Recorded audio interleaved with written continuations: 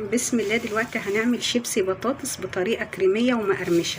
معايا هنا دي بطاطس جبتها وقطعتها شيبسي كده. ده نص كيلو بطاطس، نص كوبايه زبده سايحه، معلقه صغيره ملح ومعلقه صغيره فلفل اسود، ودي جبنه شرايح، جبنه شرايح او جبنه مبشوره، معلقه توم، دي كوبايه لبن على معلقه قشطه.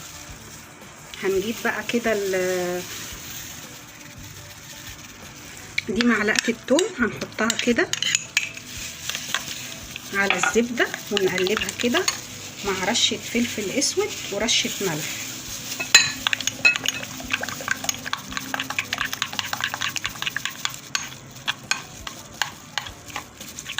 بالشكل ده كده. كده معانا دي قطعة الشيبسي. هنجيب البطاطس ونعملها كده على قطعة الشيبسي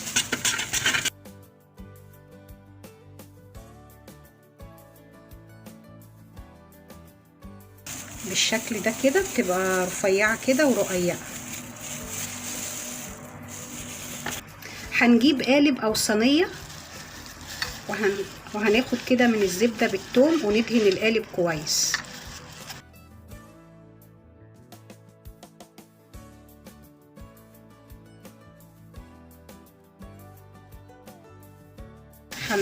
هنبدأ بقى كده نرص الشيبسي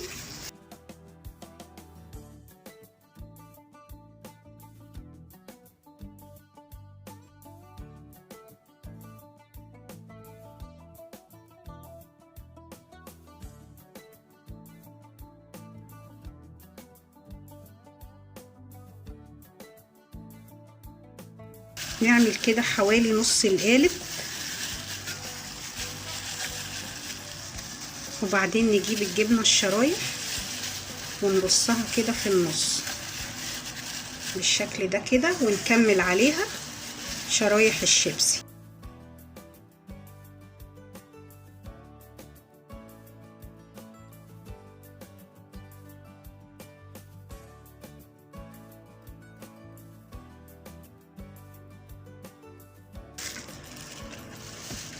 ونرش عليها كده بسيط من الزبدة والثوم.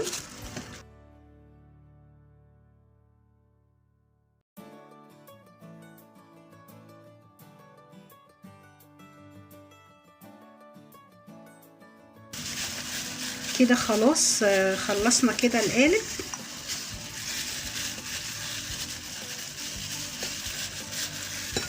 هنجيب بقى الكريمة او اللبن مع القشطة وهنحطها كده على الزبدة.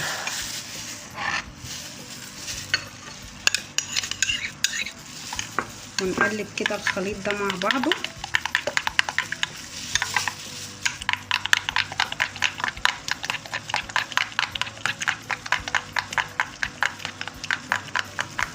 ونبدأ نحط كده على البطاطس وندخلها الفرن، فرن سخن لمدة تلت ساعة. كده ممكن كمان نجيب بايركس او صينية ونرص فيها برضو البطاطس بالشكل اللي احنا عملناه ده في القالب. نعملها كده ونحط الجبنة دي كده. الطريقة دي بدل القالب اللي هو بتاع الانجليش كيك. وهنا كمان معانا الخليط اللي هو اللبن بالمعلقة القشطة والثوم والزبدة.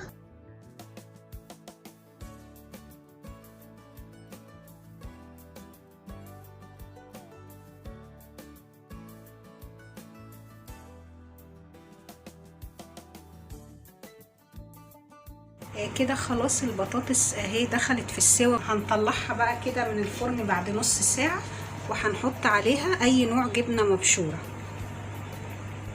وندخلها الفرن تاني تاخد وش بس والجبنة تسيح.